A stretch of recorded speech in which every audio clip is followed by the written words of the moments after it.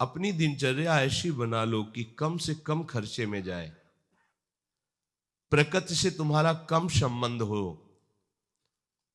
भले हर सामग्री, हमने संत जनों को देखा है उतना ही पानी प्रयोग करते हैं जितनी आवश्यकता। ऐसा नहीं टूटी खोल दी पानी बह रहा है, उतनी ही प्रकाश, नहीं तो बंद कर दिया, अंधेरे में बैठे हैं। शांत भगवत चिंतन, प्रकृति का प्रयोग बहुत कम मात्रा में करो।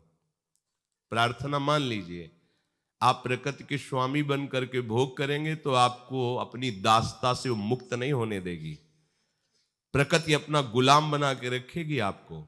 उतना ही भोजन, उतना ही वस्त्र, जितना हमारे जीवन के लिए आवश्यक है, बस प्रकृति से दूर रहो। जितना आवश्यक है उतना स्वीकार करो। प्रकृति से दूर रहने का मतलब हर समय आवश्यकता हमें प्रिया प्रीतम की है, इसलिए हमें उनके चिंतन में रहना, प्रिया प्रीतम के नजदीक रहना है। और अगर प्रकृति के भोक्ता बने तो फिर प्रकृति तुम्हें गुलाम बना लेगी, वो अपनी दासता से मुक्त नहीं होने देगी। जितना आवश्यक है उतना। अगर आप पैदल चल लेते हो, आपका स्वास्थ्य ठीक है, तो आप पैदल चलने की चेष्टा करें। वाहन रिक्शा करने की जरूरत नहीं है। 10 मिनट पहले चलिए, आपका शरीर स्वस्थ रहेगा, भजन बनता रहेगा। अकेले चल रहे झूमते हुए, कोई पद गुनगुना रहे हैं, नाम चिंतन करें, या 1-2 साधक साथ चल रहे, नाम जप कर रहे। जरूरी है 4 कदम जाना है, रिक्शा में बैठ जाओ। इतना शरीर को सुकुमार कर लिए हो, प्रकृति का वार सहने की ताकत नहीं रह गई। आप सच्ची मानिए, जितना आप प्रकृति का सुख भोगेंगे उतनी प्रकृति आपको दबा देगी। गंगा के किनारे रहते थे, 10वें वर्ष हमें याद नहीं कभी जुकाम हुआ होगा, 3 टाइम गंगा स्नान होता था। प्रकृति का सीधा वार्ष हो, परमात्मा चिंतन अखंड होने लगेगा, क्योंकि आप साधक हैं। हम प्रकृति के गुलाम बनते जा रहे हैं, तो हमारे अंदर सुख देवे को चाव नहीं आएगा, सुख लेवे को चाव आएगा। हर वस्तु से, हर व्यक्ति से, हर पदार्थ से हम सुख भोग लें, ये उपासक नहीं है, ये उपासना नहीं, ये वासना है। हमें वासना को उपासना में बदलना है। फिर ध्यान दीजिए, प्रकृति की उतनी ही वस्तु प्रयोग कीजिए जितनी अत्यंत आवश्यक है। जीवन में कभी साबुन तेल का प्रयोग नहीं होगा, पूरे जीवन में कभी।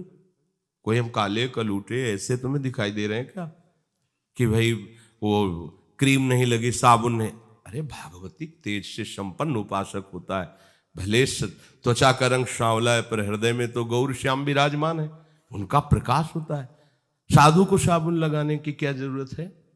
अच्छा, कपड़ा है फट गया तो सिल लिया है, रज ही तो लगती है, पानी से धो लिया, क्या जरूरत है प्रकृति के विविध प्रकार की साबुनों की, वस्तुओं की? जितना आप प्रयोग करेंगे उतनी गुलामी होगी। आप तर्क कर सकते हो, बहुत बढ़िया है आपके पास बुद्धि एक दूसरे पर, लेकिन हम आपको जो कह रहे हैं, जब वो धरा आ जाएगी ना, तो फिर इन सब बातों का कोई महत्व तो नहीं रहता, लेकिन वहां तक इस बात का महत्व रखना पड़ेगा। अगर आप प्रकृति का भोग करेंगे तो प्रकृति आपको मुक्त नहीं होने देगी। शब्द याद कर लीजिए, वृंदावन के सिवा कभी जीवन में ऐसे मंजन नहीं हुआ, कोलगेट आदि जो कहते हैं, कभी नहीं। गंगा जी की बालू वही ऐसे हुई है। कभी कहीं 1 रुपए का खर्चा जीवन में नहीं। चाय कभी नहीं पी। चाय क्या मतलब, रोटी मिल जाए 2-4 दिन में तो भगवान की कृपा। गंगा किनारे कौन सा वहां कोई 56 भोग लिए बैठा है? चित्त वृत्ति को निरंतर भगवदाकार करने के लिए प्रकृति के संयोग का कोई भी चिंतन न रह जाए। बहुनाम जन्मनामन्ते ज्ञानवान माम प्रपद्यते। ऐसे थोड़ी भगवदानंद की अनुभूति होती है। जवान हो, स्कूटी में भर भर घूम रहे हो, इधर उधर भागे घूम रहे हो, अत्यंत आवश्यक बात है, कोई ऐसी है कि अमुक समय पहुंचना ही तो ठीक है। नहीं, आराम से टहलते हुए जा रहे हैं, राधा वल्लभ श्री हरिवंश चिंतन करते चले जा रहे हैं। ये जो आपकी सुख वृद्धि बुद्धि में आ गई है प्रकृति जन्य भोगने की, ये आपको परमात्मा प्राप्ति होने में बाधा खड़ी करती रहेगी। आप ध्यान से सुन लो। हम बहुत अच्छे अच्छे महापुरुषों का गंगा किनारे दर्शन, स्पर्श, संभाषण आदि प्राप्त हुआ, देखा है। केवल उतना ही प्रयोग जितनी आवश्यकता है, अन्यथा नहीं।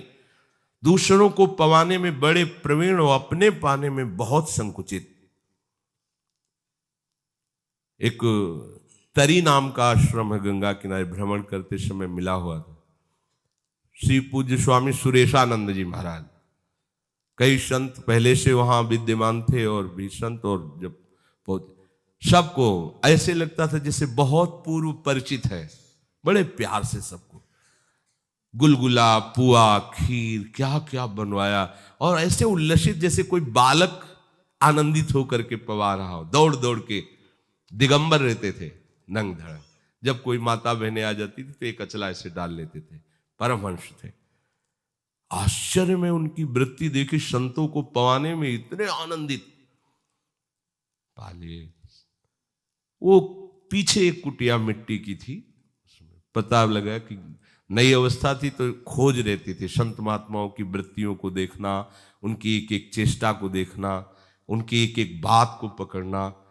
तो गए उनकी कुटिया में, ऐसे दरवाजा उड़का हुआ था, प्रार्थना की महाराज जी आ सकते हैं? उनका खुला।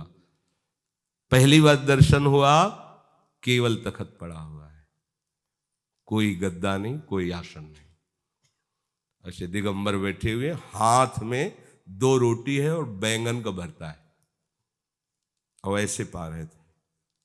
गोस्वामी जी आपने हमको तो वो सब गुलगुलाओ, खीर और पूड़ी सब। अरे बोले गुरुजी, सब संतों को गुरुजी कहे, गुरुजी ये तो सब आप महात्माओं के भाग्य में, मुजदम के भाग्य में कहा है, बस शरीर पोषण के लिए 2 कौर अन्न डाल लेते।